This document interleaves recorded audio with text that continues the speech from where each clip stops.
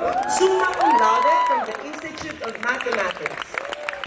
Inspiring faculty, staff, parents, guardians, candidate for graduation of the BS, MS, and PhD programs. Isang pinagpalang araw po sa inyong lahat. And to my parents, Mami Jane and Daddy Ed, sinadya ko po hindi sabihin sa inyo na ako multi-speech ngayon to surprise you.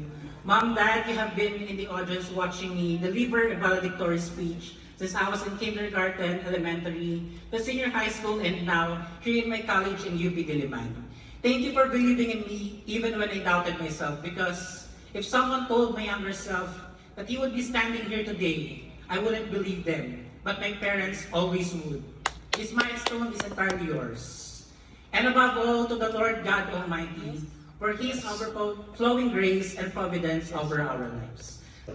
Batch 2026, let us go forward proving that our science shines the brightest when it's poured out into the genuine service of society.